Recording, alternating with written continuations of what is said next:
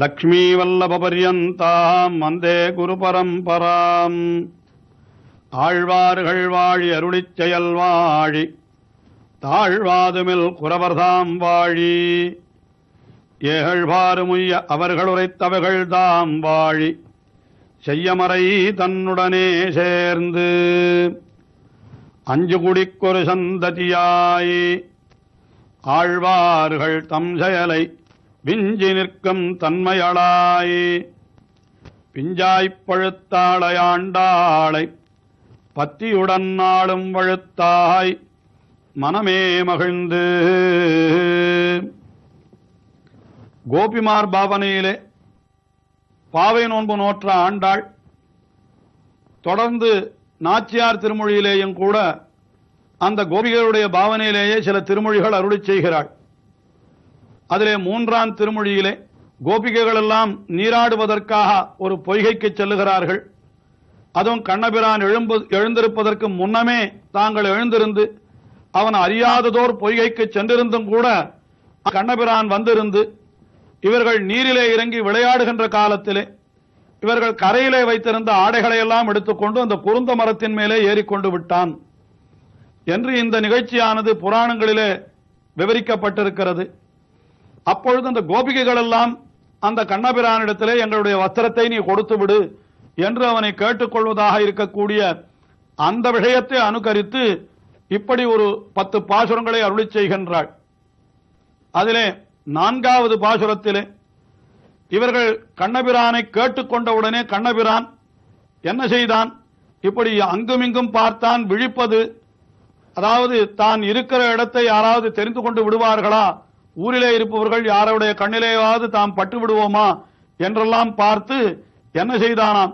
அப்படி இலைகளாலே தழைகளாலே தன்னை மறைத்துக் கொண்டு இப்படியெல்லாம் அவன் சில சேஷ்டைகளை செய்தான்.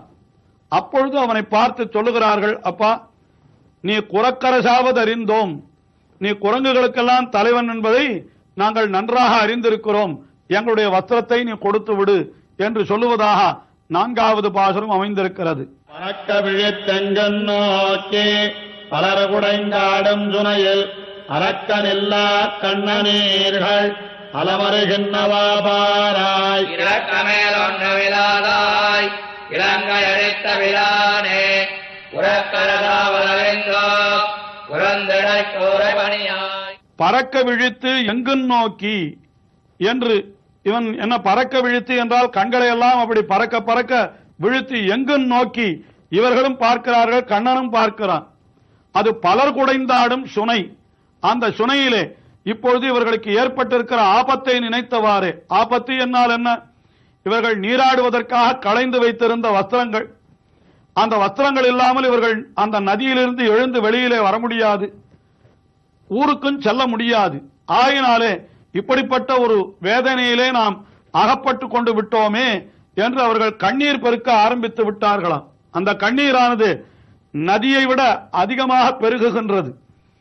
பறக்க விழித்து எங்கும் நோக்கி பலர் குடைந்தாடும் சுனையில் அரக்கனில்லா கண்ணநீர்கள் அலமருகின்றவா பாராய். எவ்வளவு துடைத்தாலும் இந்த கண்ணீர் நிற்க மாட்டேன் என்கிறது. கண்கள் அலமருகின்றன என்றால் தடுமாறுகின்றன, திகைத்து சுற்றும் சுற்றும் விழித்து நோக்குகின்றன. இதையெல்லாம் நீ பார், நாங்கள் எவ்வளவு வேதனைப்படுகிறோம் என்பதை நீ கொஞ்சம் நன்றாக சிந்தித்து பார் என்று கண்ணனை பார்த்து சொன்னார்களாம். ஆனாலும் கண்ணன் இன்னும் சிறிது நேரம் இவர்களோடு விளையாட வேண்டும் என்று நினைத்து அவன் என்ன செய்தான்? இவர்கள் கேட்ட வஸ்திரத்தையும் கொடுக்காமல் அந்த மரத்திலேயே அப்படியே அமர்ந்திருந்தான். உடனே அவனை பார்த்து சொல்லுகிறார்கள், இரக்கம் மேல் ஒன்றுமில்லாதாய், துளியும் இரக்கமில்லாதவனாய் இருக்கிறாயே. இத்தனை பெண்கள் சேர்ந்து நாங்கள் எல்லாம் கண்ணீரோட நிற்கிறோம், இந்த தண்ணீரிலே நிற்கிறோம். அப்படி இருக்கிற பொழுது உனக்கு இரக்கம் பிறக்க வேண்டாமா?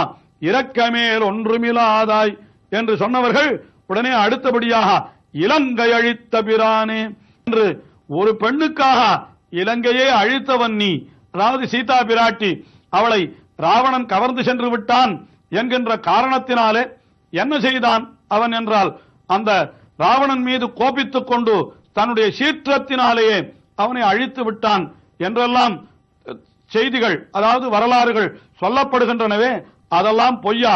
ஒரு பெண்ணுக்காக அத்தனை செயல்களை செய்த நீ இத்தனை பெண்கள் நாங்கள் கண்ணீரோட நிற்கும் பொழுது எங்களுக்காக நீ இறங்க வேண்டாமா என்பது போல இலங்கை அழித்த பிரானே என்று சொன்னார்களாம்.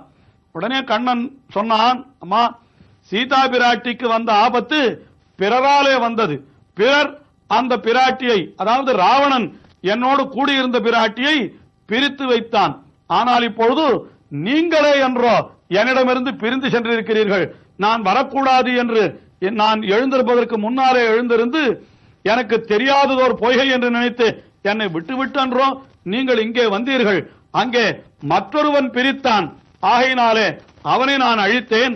ஆனால் இங்கே பிரிப்பவர்கள் நீங்களே என்றோ என்று கேட்டானான் கண்ணன். இதற்கு என்ன பதில் சொல்லுவது? இவர்களுக்கு ஒன்றும் தெரியாமல் திகைத்து நிற்கையிலே அவன் என்ன செய்தான்? ஒரு கிளையிலிருந்து மற்றொரு கிளைக்கு தாவினான்.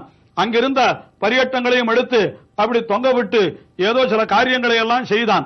உடனே அவனை பார்த்து சொல்லுகிறார்கள், குரக்கரசா அவதரிந்தோம். அப்பா, நீ குரங்குகளுக்கெல்லாம் தலைவன் என்பதை நாங்கள் நன்றாக அறிவோம். ராமாவதாரத்திலே குரங்குகளுக்கெல்லாம் அவன் தலைவனாயிருந்தான் என்பது அது உண்மையான விஷயம். ஆனால் இவர்கள் இங்கே இந்த கோபிகைகள் சொல்லுவதனுடைய உட்பொருள் என்னவென்றால், ஒரு மரத்திலிருந்து மற்றொரு மரத்துக்கு தாவுவது குரங்கு.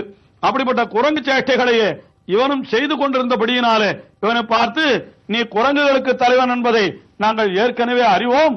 ஆகினாலே உன்னுடைய அந்த குரக்குத்தனத்தை விட்டுவிட்டு நீங்கள் என்ன செய்ய வேண்டும்? நீ எங்களுடைய வஸ்திரங்களை நீ தர வேண்டும் என்று சொல்ல, உடனே கண்ணபிரான் அங்கே இருந்த வஸ்திரங்களிலே ஒன்றை எடுத்து தன்னுடைய தலையிலே அப்படி அணிந்து கொண்டானான். ஒன்றை எடுத்து தன்னுடைய தோளிலே, அறையிலே இப்படி பல வஸ்திரங்களை மட்டும் அணிந்து கொண்டானான், சில வஸ்திரங்களை.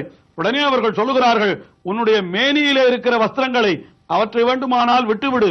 குறுந்திடை கூரை பணியாய், அந்த குறுந்த மரத்திலே தொங்க விட்டிருக்கிறாயே, அந்த வஸ்திரங்களை மட்டுமாவது எங்களுக்கு நீ கொடுத்து விடு என்று அவனை பார்த்து இவர்கள் வேண்டிக் கொண்டார்கள். இப்படியெல்லாம் வேண்டிக் கொண்டும் கூட கண்ணபிரான் அவன்தான் இறங்கவில்லையே, அவர்களுக்கு அந்த வஸ்திரத்தை கொடுக்கவில்லை. ஆனால் நெடுநேரமாக இவர்கள் நீரிலே நின்று கொண்டிருக்கின்றபடியினாலே அந்த நீரிலே இருந்த மீன்கள் எல்லாம் வந்து இவர்களுடைய காலை கொத்த ஆரம்பித்து விட்டதாம், அந்த கோபிகையினுடைய காலை. உடனே அவர்கள் அதற்கு துடிக்கிறார்கள், எங்களுக்கு இந்த நீர்நிலையிலே எவ்வளவு துன்பம் என்பதை நீ அறியாதவனா? ஆயினாலே நீ எங்களுக்கு அந்த வஸ்திரத்தை கொடுத்து விடு என்று அடுத்த பாசுரத்திலே கேட்கிறார்கள். ஆலை கதைவிடுகின்ற கயலொடு வாழ விரவே வேலை பிடித்தன்னைமாறுகளோட்டில் என்ன விளையாட்டோ கோலச்செத்தாட பலவன் கொண்டு நீ ஏறிராதே கோலங்கரிய பிரானே புறந்திடை கோரைமணியாய். இந்த 5வது சுரத்திலே அவர்கள் என்ன தெரிவிக்கிறார்கள்? நீரிலே நாங்கள் நெடுநேரமாக நின்று கொண்டிருக்கின்றபடியினாலே எங்களுக்கு என்ன ஆகிறது என்றால், காலை கதுவிடுகின்ற, காலையெல்லாம் கதுவுகின்றன, கடிக்க வந்து விட்டன. எவை என்றால், கயல் ஓடு வாழை விரவி, கயல் என்று மீனாம், வாழை என்று ஒரு மீனாம். ஆக இந்த 2 மீன்களும் எங்களுடைய காலை கடிக்க ஆரம்பித்து விட்டன என்று நெடுநேரம் நீரிலே நின்று கொண்டிருந்தால் மீன்கள் வந்து கடிக்க தொடங்குமே, அது இவர்களுக்கு பெரிய துன்பமாக தோன்றுகிறது. அப்பொழுது சொல்லுகிறார்கள், என்ன சொல்லுகிறார்கள்? நீ எப்படிப்பட்டவன் கண்ணபிரானே, நீ எப்படிப்பட்டவன் என்றால், ஒரு காலத்திலே ஒரு முதலையானது கஜேந்திரனுடைய காலை கதுவின உடனே அங்கிருந்து பரமபுதத்திலிருந்து அரைகுலைய தலைகுலைய ஓடி வந்து அந்த கஜேந்திரனை காத்தவன், அந்த நீர் புழுவான முதலையை அழித்தவன். அங்கே அந்த கஜேந்திரனுக்கு வந்தது ஒரு ஜந்துவாலே தான் ஆபத்து, அதாவது ஒரு முதலையாலே மட்டும்தான் ஆபத்து ஏற்பட்டது. ஆனால் எங்களுக்கோ இங்கு 2 உயிரினங்கள், ஒன்று வாழை மற்றொன்று கயல் என்று, காலை கதுவிடுகின்ற கயலொடு வாழை என்று கயல் மீன்களும் எங்களுடைய காலை கதுவுகின்றன, வாழைகளும் எங்களுடைய காலை கதுவுகின்றன. இப்படி நாங்கள் துன்பப்பட்டுக் கொண்டிருக்கிறோம், இப்பொழுதாவது நீ எங்களுக்கு இரக்கம் காட்ட வேண்டாமா என்று அப்படி அவர்கள் சொன்ன பொழுதும் கூட கண்ணபிரான் வாழாவிருந்தான். உடனே அவர்கள் சொல்லுகிறார்கள், கண்ணா, இப்படியெல்லாம் நீ வாழாவிருந்தால் எங்களுடைய அண்ணன்மார்கள் வந்து விடுவார்கள், இன்னும் நாங்கள் இல்லத்திற்கு திரும்பவில்லையே என்று அவர்கள் வந்து விட்டார்களானால் பிறகு அது ஒரு பெரிய பூசலாக ஆகிவிடும்.